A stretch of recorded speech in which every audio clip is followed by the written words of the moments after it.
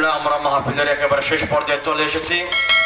মাইকে আগেও এলান হয়েছে, হুজুরের বয়ান চলাকালীন সময় রাস্তাঘাট দোকানপাট সব বন্ধ থাকবে। এই জন্য আমরা সকল দোকানগুলো এখনই বন্ধ করে মাহফিল শোনার জন্য চলে আসি। রাস্তায় দাঁড়ানো, বিক্ষিপ্তভাবে চলাফেরা করা বাইরা অতি দ্রুত প্যান্ডেলে প্রবেশ করবেন ইনশাআল্লাহ। এই পর্যায়ে আমাদের সামনে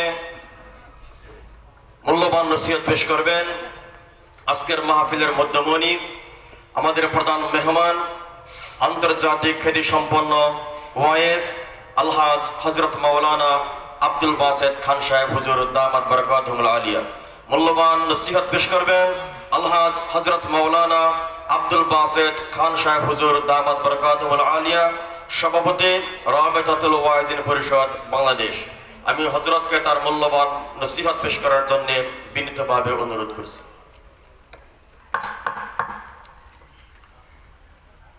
السلام عليكم ورحمة الله وبركاته.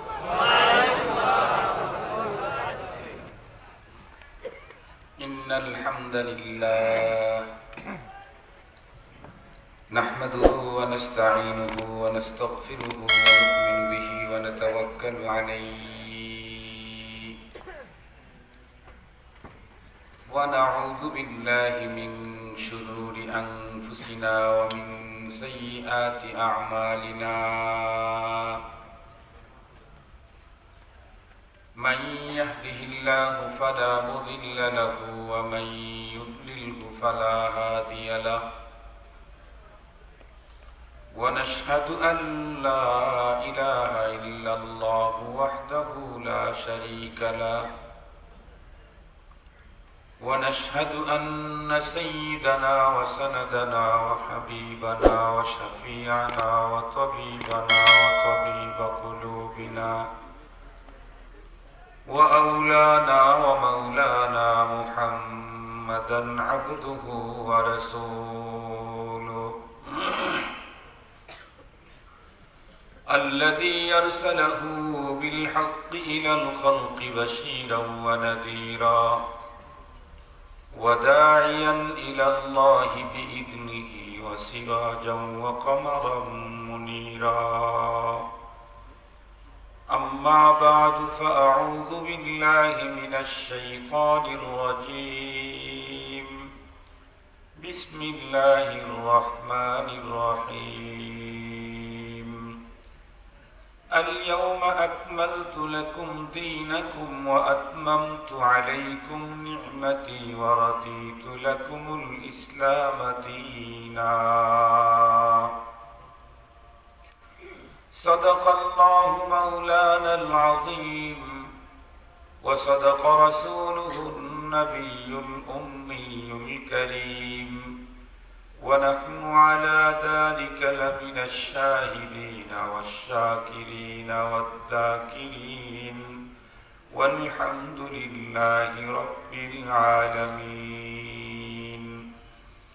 اللهم صل على سيدنا مولانا محمد وعلى آله وأصحابه وبارك وسلم.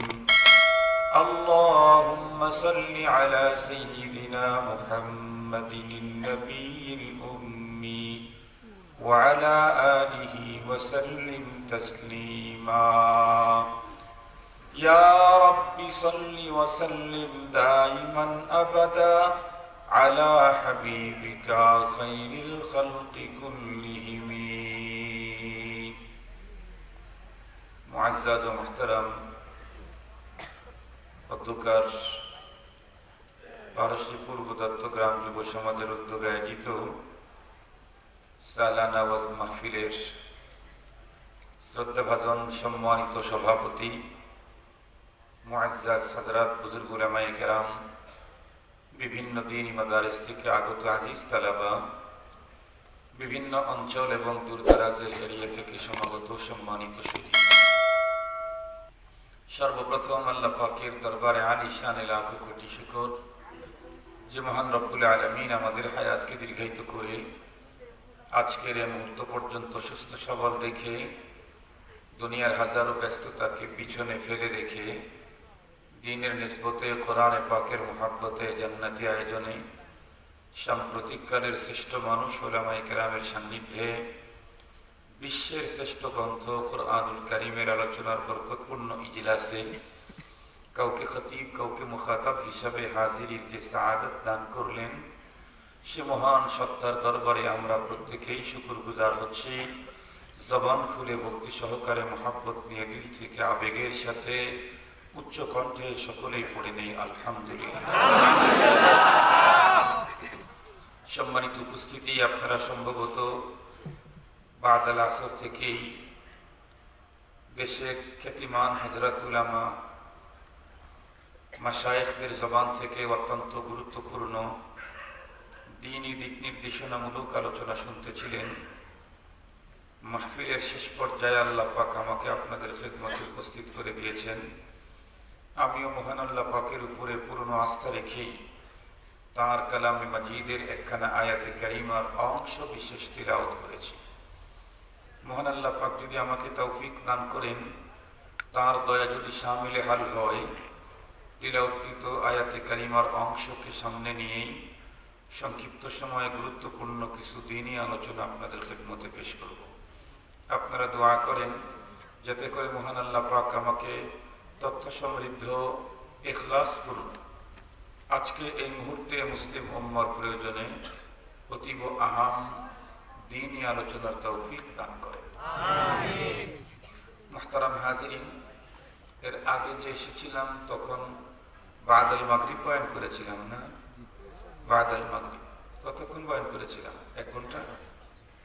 আপনারা এই জন্য আজকে আমাকে লাস্টে নিয়ে আসছেন যে একটু বেশি বয়ান শুরু। আমার যে ওয়াজের নিসাবই 1 ঘন্টা। ওয়াজের যে নিসাব আছে না, পরিমাণ, কোর্স, এটাই আমার 1 ঘন্টা।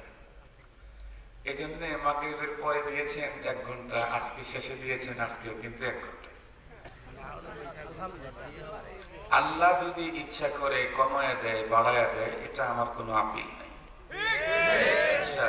ইনশাআল্লাহ টার্গেট হলো আমার 1 ঘন্টা। তবে ইনশাআল্লাহ 1 ঘন্টাতে যে আলোচনা করব, আপনারা বাংলাদেশের অনেক খতিব আছে, ওয়াইজ আছে, যাদের আলোচনার সাথে আমারটা মিল করে দেখবেন, তাদের প্রায় 2 ঘন্টা 2.5 ঘন্টা সমান আমার 1 ঘন্টা আলোচনা। কারণ হলো আমি যে সাবজেক্ট নিয়ে কথা বলি, ওই সাবজেক্টের বাইরে কোনো গল্প করি না। আমি কোনো সিকলি, কোনো গজল, কোনো গান, কোনো ভাটিয়ালি, কোনো আধুনিক এই জাতীয় কিছু, মানে এক কথা হলো টাইম পাস করি না, অন্য কাজে টাইম পাস করি না আল্লাহর মেহেরবানিতে। এজন্য আমার 1 ঘন্টা ওয়াজ অন্যদের অনেকেরই, সবার না, অনেকেরই 2 ঘন্টা ওয়াজের সমান। আমি ফিকির করি হলো যেখানে এতগুলি মানুষ আসছে, আর আল্লাহ আমাদেরকে আমাদের জীবনে যত সম্পদ দিয়েছেন তার মধ্যে সবচেয়ে দামি সম্পদ হলো আমার হায়াত। এটা আমার মূল পুঁজি। এই পুঁজি দিয়ে আমার আখিরাতে সঞ্চয় করতে হবে। এই জন্য আমার আপনার জীবনের 1টা মিনিট অনেক দাম, অনেক দাম। একজন মানুষ 100 বছর হায়াত পেয়েছে, 100 বছর অপরাধ করছে। মৃত্যুর জাকান্দানি শুরু হওয়ার 1 মিনিট আগে দিলের ভিতরে আল্লাহর ভয় ঢুকছে, 1 মিনিটে মালিকের সাথে কন্ট্যাক্ট করছে, 100 বছরের গুনাহ মাফ। 100 বছরের গুনাহ শেষ। একটা হায়াতের কত দাম? 1 মিনিট হায়াতের অনেক দাম। এই জন্য আপনারা এতগুলি মানুষ আসছেন, আপনাদের দামি হায়াত আমার দ্বারা যাতে ক্ষতিগ্রস্ত না হয়, নষ্ট না হয়, এটা আমার মাথার মধ্যে থাকে। এই জন্য অল্প সময় আপনাদেরকে হেদায়েতে আলোচনা শোনাব। আমি আজকে যে আলোচনাটা করব, এটা অত্যন্ত চমৎকার একটা কথা। আমাদের দেশে দেখবেন, বিশেষ করে উন্নত মানে আপার শিক্ষিত, বড় শিক্ষিত আমাদের দেশের যারা আছে, রাজনৈতিক নেতৃবৃন্দ অথবা সামাজিক কোনো ব্যক্তিত্ব, তাদের মুখে আমরা একটা কথা খুব শুনতে পাই, সেটা হচ্ছে Islam is complete code of life. এটা অল্প শিক্ষিত মানুষ, অশিক্ষিত মানুষ এটা বলতে পারে না, কারণ এটা ইংরেজি। যারা আপার শিক্ষিত তাদের মুখ থেকে স্লোগান আমরা শুনতে পাই, মুসলমান, Islam is complete code of life. এই ইংরেজিটার বাংলা আমাদের মুখে আছে। ইসলাম হলো কমপ্লিট জীবন বিধান, পূর্ণাঙ্গ জীবন বিধান। কিন্তু আমার দেশে যে সমস্ত মানুষেরা Islam is complete code of life বলে, তারা তাদের মুখে এ কথা স্বীকৃতি করে দিলেও বাস্তবে এটা আমল করতে রাজি নেই। তাদের আমলের সাথে, তাদের কারবারের সাথে, কাজের সাথে, কথার দাবির সাথে কোনো মিল নেই। আমাদের দেশে দেখবেন, সারা বাংলাদেশে ধর্মীয় মুসলমানদের ভিতরে যারা নেতা আছে, এদেরকে যদি ধর্মীয় কোনো অনুষ্ঠানে দাওয়াত দেন, 100-র ভিতরে 100 জন নিয়ে কথা বলে ইসলাম মানে শান্তি। বলে না কথা বলে? ধর্মীয় নেতারা আমাদের দেশের মানে মুসলমান রাজনীতিবিদ ধর্মীয় কোনো অনুষ্ঠানে আসলে এ কথা কমন, তারা বলবেই।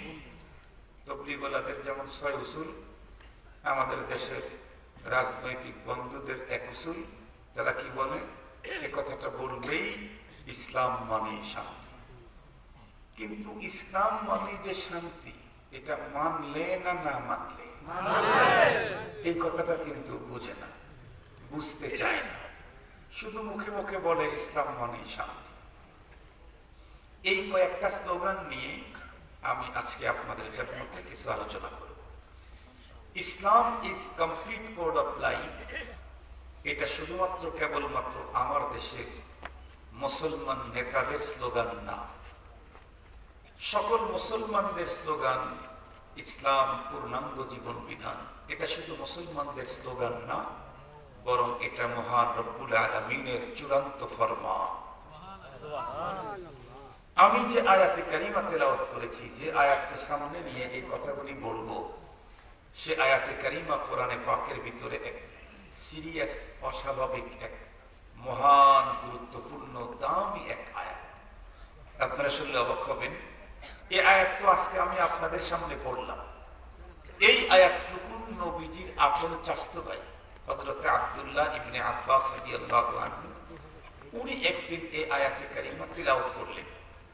আর এই তেলাওয়াত শুনছিল বেশ কিছু মানুষ, তার ভিতরে একজন ইহুদিও ছিল।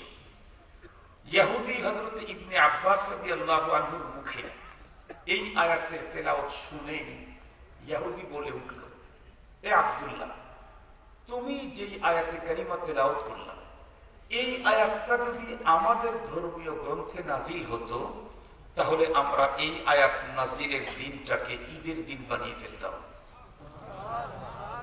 বুঝলেন কথাটা কি বুঝলেন? এই আয়াত যদি আমাদের ধর্মীয় গ্রন্থে নাজিল হতো, তাহলে এই আয়াত নাজিলের দিনটাকে ঈদের দিন বানিয়ে ফেলতাম। তাহলে এই আয়াতে এমন কি মহা সুসংবাদ, এমন কি ফজিলত, এমন কি মহা ঘোষণা, যার কারণে ইহুদি পর্যন্ত ঈর্ষান্বিত। তাদের ধর্মীয় কিতাবে এই আয়াত আসলে, এই আয়াত যেদিন নাজিল হতো, সেই দিন তারা ঈদ বানিয়ে ফেলতেন। মজার কথা হলো, হযরত ইবনে আব্বাস রাদিয়াল্লাহু তাআলা ওই ইহুদিকে উত্তর দিলেন, এই মিয়া, তোমাদের ধর্মীয় গ্রন্থে এই আয়াত নাজিল হলে তোমরা তো এই আয়াতের নাজিলের দিনটাকে ঈদের দিন বানিয়ে ফেলতে। তোমরা কি জানো আল্লাহ পাক আমাদেরকে এই আয়াত কোন দিন নাজিল করেছেন? না তো। বলে, মিয়া, আল্লাহ পাক তো এই আয়াতকে ডাবল ঈদের দিনে নাজিল করেছেন। তোমরা তো সিঙ্গেল ঈদ বানাতে, আর আল্লাহ পাক নাজিল করতেই এই আয়াতটাকে ডাবল ঈদের দিনে নাজিল করেছেন।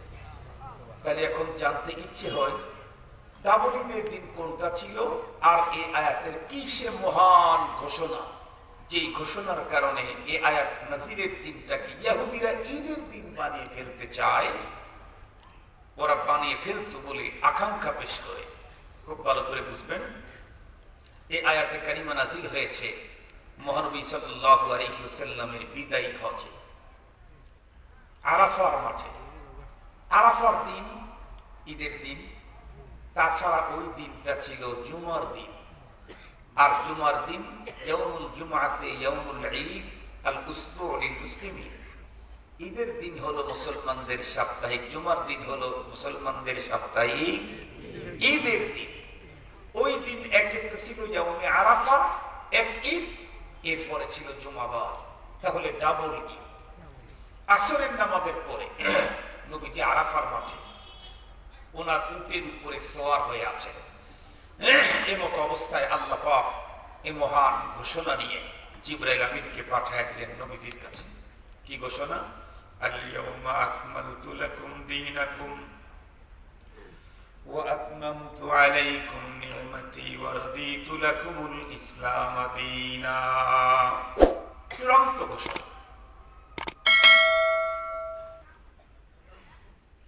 এই আয়াতে আল্লাহ পাক তিনটা ঘোষণা দিয়েছেন, কিন্তু আমি যেহেতু 1 ঘন্টা ওয়াজ করব, আমি 3 ঘোষণার কথা বলবো না, একটার কথা বলবো।